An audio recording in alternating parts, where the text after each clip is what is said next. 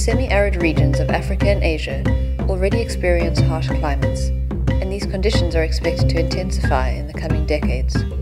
Temperatures are predicted to become hotter, rainfall more erratic, and extreme events more commonplace. Hundreds of millions of people live in these areas, and these changing climates could amplify their vulnerability and compromise their livelihoods and well-being. To ensure resilience in the face of these changes, people need to adopt climate adaptation responses that are effective, widespread, and sustained. But achieving this is not always easy. Barriers that take on different forms in different places and contexts can prevent successful adaptation from taking place. ASSAR is focused on identifying these barriers, along with the pathways that could allow these barriers to be reduced or removed. But how can ASSAR achieve this? By embracing a very particular theory of change. ASSAR's 5-year work plan is divided into 2 phases.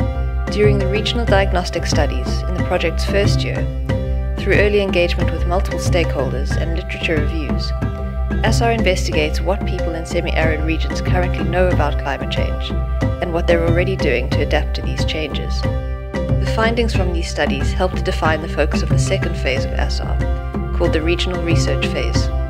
This 4-year phase is made up of 2 kinds of interacting and complementary activities. The first is research. Through rigorous and comprehensive research, ASSAR's regional teams aim to deepen the understanding of the region-specific factors impeding adaptation and the factors and pathways that may enable adaptation. But the focus of ASSAR is not research for science sake. The focus is on research impact. This is why strong emphasis is placed on making sure that all research is useful and used. This is what we call research into use. To ensure our work is impactful, the course of ASSAR's research is steered by engagement with a wide range of stakeholder groups. This continual and iterative engagement helps ASSAR to design and conduct research that is meaningful, relevant, and useful to diverse levels of policy and practice. By using stakeholder mapping and analysis to better understand the power dynamics of different stakeholder groups, by working with and alongside boundary organizations, and by engaging in effective communication, capacity building, and advocacy campaigns, ASSAR seeks to identify potential pathways to transformative change. Through all these activities, ASSAR will better integrate the domains of research, policy, and practice, thereby building the adaptive capacity of primary stakeholders, policy and decision makers, practitioners, boundary organizations, and academic researchers.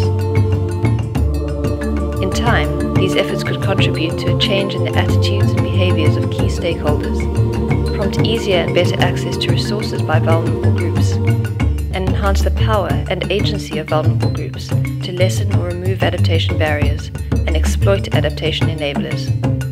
This is how ASSAR plans to achieve its ultimate aim of ensuring that vulnerable populations in semi-arid regions benefit from effective, widespread, and sustained adaptation to climate change.